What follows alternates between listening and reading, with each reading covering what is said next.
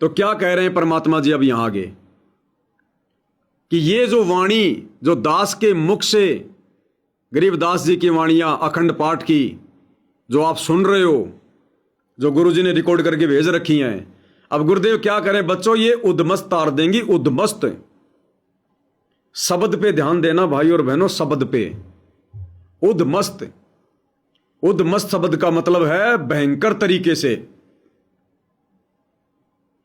जैसे बच्चा घर में कोई शरारती हो ज्यादा ही, कभी कोई बर्तन फोड़ दिया, कभी कोई मटका गिरा दिया, तो घर वाले क्या कहते हैं, इसने बहुत ज्यादा उद्मस्त तार रखा है, यानी बड़ा शरारती है और बच्चों से ज्यादा ही करता है ये।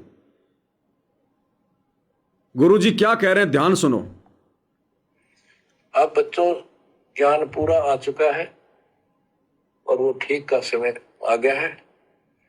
गुरु पूरा, ज्ञान पूरा, भगवान पूरा। तो अब जो ये वाणी चले हैं और दास के मुख से चला करेगी, ये सत्युत मस्तायर देंगी। काल के पता नहीं कितने जुगाड़ को तोड़ेंगी, कितने जीवों का उद्धार बनेगा। मनुष्य का तो कहना ही क्या, डांगर डोर पशु पक्षी कीड़े मकोड़ों को भी सहारा मिलेगा इसका। ये इन्हीं पुराणों से कथा है, ये आपके सामने सच्चाई इस तरह है। गुरुदेव कह रहे हैं अब ये वाणियां जो दास के मुख कमल से आप सबके घरों में चलेंगी पाठ के रूप में, ये वाणियां उद्मस्त तार देंगी। या इन सतलों का आश्रमों में जो ये अखंड वाणियां चल रही हैं गुरुदेव भगवान के मुख कमल से, ये वाणियां उद्मस्त तार देंगे। अब ये उद्मस्त जबरदस्त ये करेंगे सर। अब भाई और बहनों ये विशेष संदेश हैं। वाणियां उधर भी उद्मस्त तार रही हैं और वाणियां सत्सेवकों के यहां भी उद्मस्त तार रही हैं, जबरदस्त तरीके से अपना प्रभाव कर रही हैं। आग चाहे आश्रम में लगे चाहे किसी के घर में लगे, आग अपना काम पूरा करेगी। अब आश्रम में तो ये वाणियां किस प्रकार से उद्मस्त तार रही हैं और सत्सेवकों के घरों में किस प्रकार से उद्मस्त तार रही हैं। आपने एक सत्संग सुना होगा पूज्य गुरुदेव जी के मुख कमल से कि ये राक्षस क्यों बने। कौन है ये राक्षस? राक्षसों के कोई सींग थोड़े होते थे, वो भी हमारी तरह इंसान थे, भगत थे, लेकिन वो आगे चल के राक्षस क्यों बन गए, राक्षस क्यों कहलाए।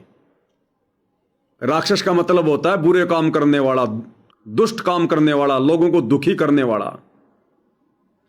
गुरुदेव ने बताया कि पहले वो सब भगत थे, भक्ति करते थे, सारे शिष्य थे, वो एक ही गुरु के चेले थे। वो आगे चलकर जिन लोगों ने मर्यादा नहीं निभाई, जो गुरु के वचन में रहकर वो भक्ति नहीं कर सके,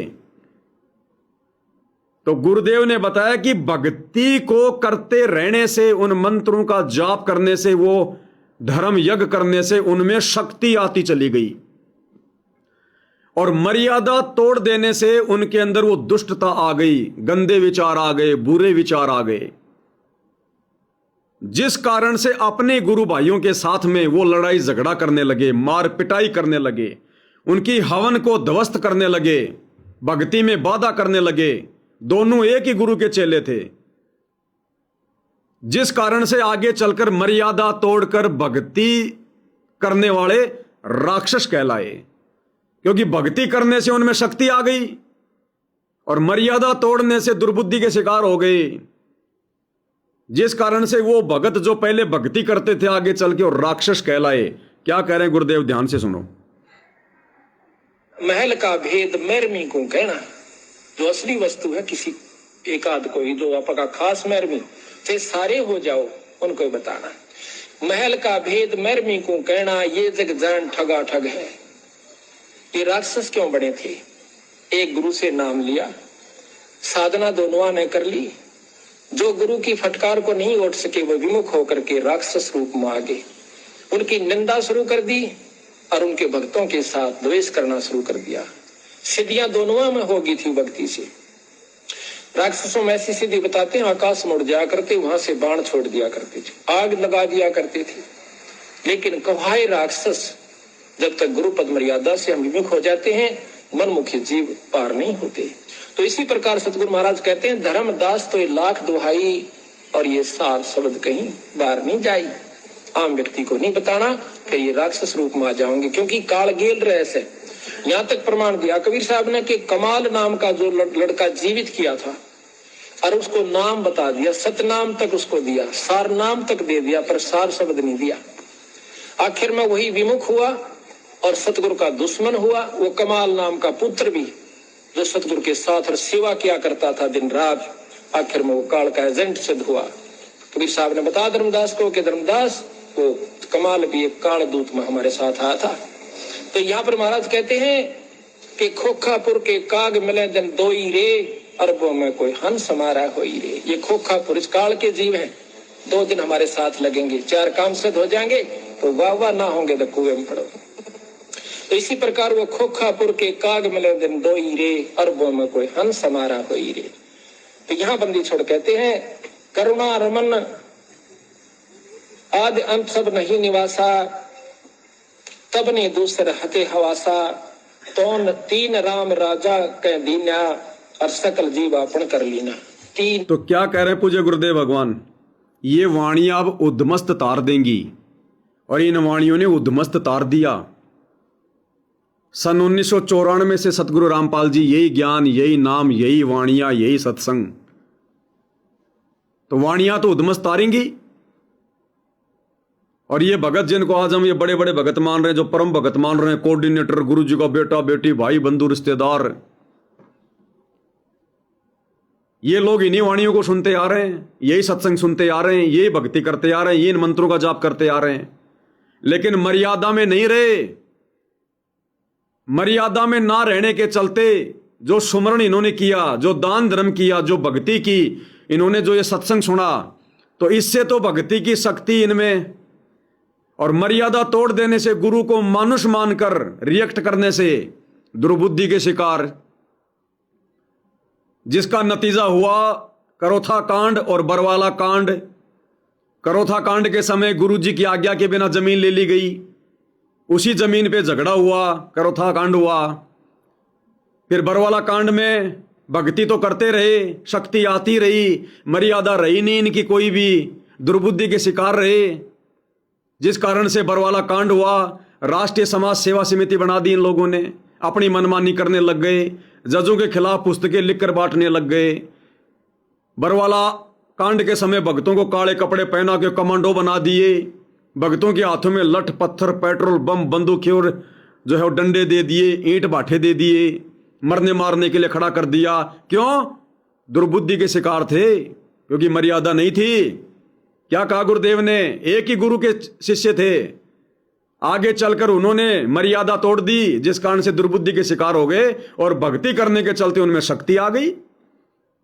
और अब देख लो 2014 बरवाला कांड से लेकर वर्तमान 2026 तक इन्होंने कौन कौन सी मर्यादा नहीं तोड़ी होगी। भक्ति भी कर रहे हैं, उसके करने से तो शक्ति, और साथ में मर्यादा तोड़ने से दुर्बुद्धि दुर्बुद्धि दुर्बुद्धि। फिर क्या कह रहे हैं गुरुदेव? आगे चलकर उन भक्तों के साथ में द्वेष करने लग गए, उनकी धार्मिक यज्ञ को खंड करने लग गए, राक्षस कहलाए। तो जब से सात संगति शुरू हुई है, क्या ऐसी कोई सात संगति है जिसमें सतलोक आश्रम वालों ने बाधा उत्पन्न करने का प्रयास ना किया हो? कभी खुद आ गए लेके डंडे, कभी माता बहनों को भेज दिया, कभी पुलिस वालों को लेकर आ गए, मार पिटाई कर रहे हैं, कभी मुकदमे कर रहे हैं सात संगतियां रुकवाने के लिए, लड़ाई झगड़े कर रहे हैं, गाड़ियां निकाल रहे हैं, और ये दुनिया भर के उल्टे काम, परशुराम की जयंती, स्टेडियम बनाना, राजनीति करना, ये अन्नपूर्णा मुहिम चलाना, अयोध्या में भंडारा लगाना, जाटों की धर्मशाला बनवाना, आरक्षणों में बैठना, गुंडों की सीबीआई जांच, ये क्या? ये राक्षसों के काम है, राक्षसों के काम, भक्तों के काम नहीं है ये। अगर ये काम भक्तों के होते तो इनमें से एक भी काम हमारे गुरु ने क्यों नहीं किया आज तक? 1994 से 2014 तक जो कुकर्म भक्ति विरुद्ध ये आश्रम वाले कर रहे हैं, इनमें से एक भी काम आज तक हमारे गुरु ने क्यों नहीं किया? भक्ति करने से इनमें शक्ति, और मर्यादा तोड़ने से, गुरु को मानुष मानने से दुर्बुद्धि। तो इस प्रकार से इस भक्ति ने उद्मस्त तार दिया। और दूसरी तरफ सात संगति से जुड़े भाई बहन, भक्ति करने से शक्ति और मर्यादा में रहने से सद्बुद्धि। आज गुरुजी ने आप और हमें कहां बैठा दिया, कैसी भक्ति करवा रहे हैं आप और हमारे से। उधर अगर कुकर्म हो रहे हैं सतलोक आश्रमों में, अजब गजब हो रहे हैं, उद्मस्त आ रहे हैं। इधर साथ संगति से जुड़े भाई बहन यदि भक्ति कर रहे हैं, अजब गजब कर रहे हैं, उद्मस्त तार दिया परमात्मा ने। वो आए दिन दुर्बुद्धि वाले काम करते हैं, कैसे भक्तों की मर्यादा टूटे, काल प्रेरणा काम कर रही है।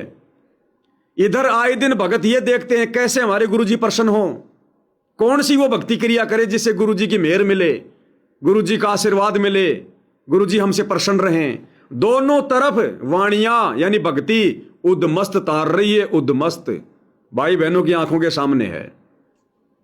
इसलिए गुरुदेव कहते हैं अब ये वाणियां बच्चों उद्मस्त तार देंगी। वाणी यानी भक्ति।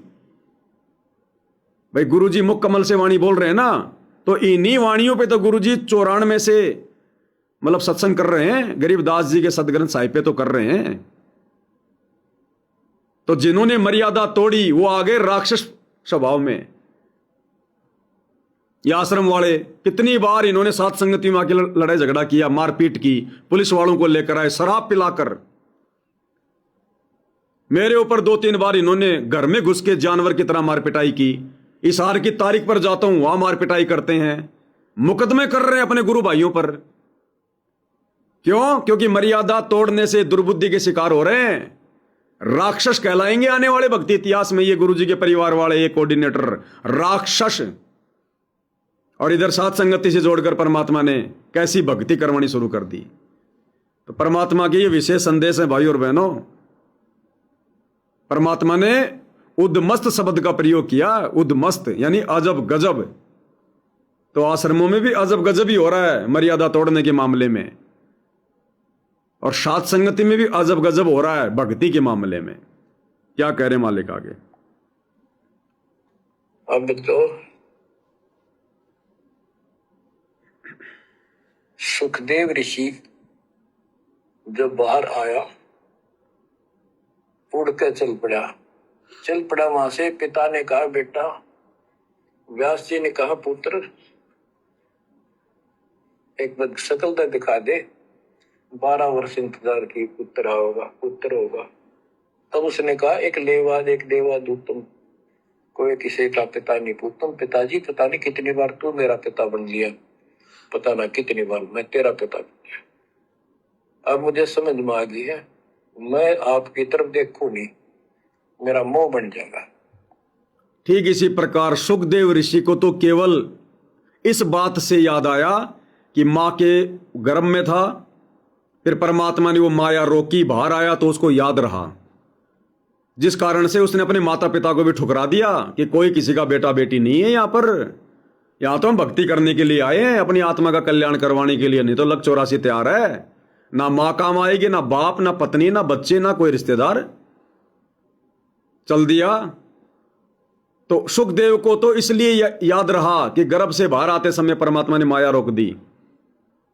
आप और हमें आज गुरुजी ने स्वयं आकर सत्संगों के माध्यम से बताया, जिस कारण से आप और हमारे ऊपर असर हुआ। आज गुरुजी हर किसी को सतलोक नहीं दिखाएंगे जैसे पहले दिखाया। गरीबदास जी को ले गए, धर्मदास जी को ले गए, मलुकदास जी को ले गए। उन्होंने तो डटकर भक्ति अपनी आंखों से सतलोक देखकर किया। आज आप और हमें गुरुजी सतलोक नहीं दिखाएंगे। आज हमने ज्ञान से देखना पड़ेगा। आज हमने हमारे बाप की नजरों से देखना पड़ेगा कि हमारा बाप जो कह रहा है परम सत्य है।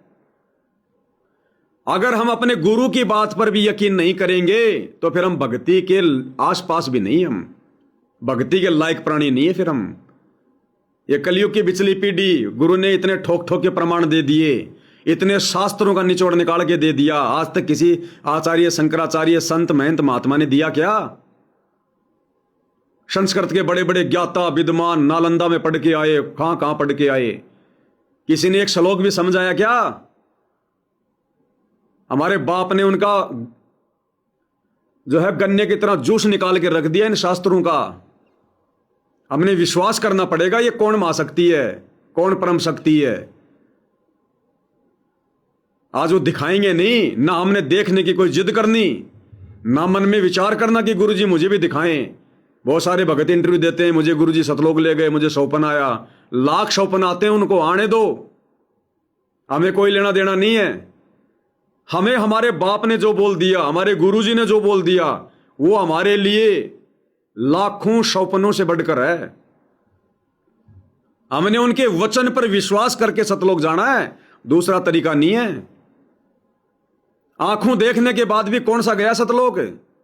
धर्मदास चला गया सतलोक, मलुकदास चला गया सतलोक, हजरत मोहम्मद चला गया सतलोक, देखने के बाद भी। पंडित रामानंद जी गए सतलोक, कौन चला गया? आंखों देखने से विश्वास नहीं होगा। देख के आओगे फिर नीचे आओगे, काल की व्यवस्था में फिर सड़ जाओगे। हमने ज्ञान वाली आंखों से देखना है, ज्ञान वाली आंखों से, हृदय वाली आंखों से। गुरुजी के वचन पर यकीन करना पड़ेगा। जिस प्रकार पिता अपनी बेटी का रिश्ता तय करके आता है और घर पर आकर बताता है सारी बातें, वो बेटी सुनती रहती है और वो यकीन करती है कि हाँ, मेरा पिता जो कह रहा है बिल्कुल सही है, क्योंकि उसको विश्वास है कि मेरा बाप जो करेगा मेरे हित में करेगा। वो बेटी कभी ये बोलती नहीं है कि पहले मुझे दिखा के लाओ, मुझे आपकी बातों पर यकीन नहीं है। जो पिता ने कह दिया बेटी ने मान लिया। आज उतना विश्वास आप और हमने करना पड़ेगा गुरु की एक एक बात पर, उनके एक एक वचन पर। तो सुखदेव ने तो मां के गर्भ से बाहर आते समय माया के प्रभाव के हटने के कारण ये सब जान लिया। आप और हमारे को जो गुरुजी ने बता दिया, अरे हमारी भी माया हटाई तभी तो समझ में आया। सुखदेव से ज्यादा माया आप और हमारी हटा दी गुरुदेव ने। नहीं, ये बातें समझ में आ सकती हैं क्या? इन तीनों गुणों की माया के प्रभाव को हटाए बिना क्या हमारे अंदर ये ज्ञान समा सकता है क्या? हम भक्ति पर लग सकते हैं क्या? हम कर सकते हैं भक्ति? मान सकते हैं गुरु को भगवान?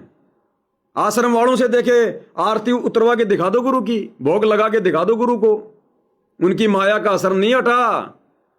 ये तीनों गुणों की माया का प्रभाव गुरुजी ने साथ संगति से जुड़ी आत्माओं का हटाया है। तभी तो हमारी आंखों के सामने दूध का दूध, पानी का पानी है। तभी तो हम मर्यादा निभा पा रहे हैं, हम इतने दृढ़ हो गए। ये आश्रम वाले भी तो उसी गुरु के शिष्य हैं। देखे, मान लो ना भगवान गुरु को। अभी जून का महीना आने वाला है, देख लेना, उस कागज के उस टुकड़े को भगवान मान लेंगे। दाढ़ी मूंछ वाली कबीर की नकली फोटो को संत रामपाल जी को भगवान नहीं मानेंगे। उसको भोग लगा देंगे, संत रामपाल जी को घर पे भोग नहीं लगाएंगे, आरती नहीं उतारेंगे। उसकी उतार देंगे जब 3 दिन का पाठ होता है, उस फोटो के आगे आरती घुमा देंगे, उस फोटो के ऊपर चवर कर लेंगे। अपने घर पर नहीं कर सकते, अपने गुरु को भोग नहीं लगा सकते, गुरु की आरती नहीं उतार सकते, क्योंकि इनके ऊपर से तीनों गुणों की माया का प्रभाव नहीं हटा, गुरु की दया नहीं हो रही। आप और हम क्यों कर रहे हैं? क्योंकि हमारे ऊपर से परमात्मा ने तीनों गुणों की माया का प्रभाव हटा दिया। ये विषय वासना से परमात्मा ने साथ संगति से जुड़ी आत्माओं को क्यों दूर कर दिया? जवान जवान भगत भाई बहन आपस में ज्ञान आधार से सलाह करके, सहमति करके और भाई बहन के रिश्तों में आ गए। जिसका पति नाम उपदेशी नहीं है वो बहन संघर्ष कर रही है, जिसकी पत्नी नाम उपदेशी नहीं है वो भगत जो है सहन कर रहा है, संघर्ष कर रहा है। क्यों? क्योंकि परमात्मा ने हमारी माया का प्रभाव हटा दिया। ये आश्रम वाले देख लो ना, एडी से चोटी तक जिनके सफेद बाल आ रहे हैं, जिनके बच्चों के बच्चे हो गए, जिनको सार नाम सार शब्द मिल गया, वो भी विषय वासनाओं से दूर नहीं है, पति पत्नी संबंधों से दूर नहीं है। तो माया का प्रभाव कहां हटा मेरे भाई? साथ संगति से जुड़े भाई बहनों के ऊपर से हटा है। तो हमने इसी प्रकार से भक्ति पर लगे रहना, अपने गुरु के वचन पर विश्वास करके।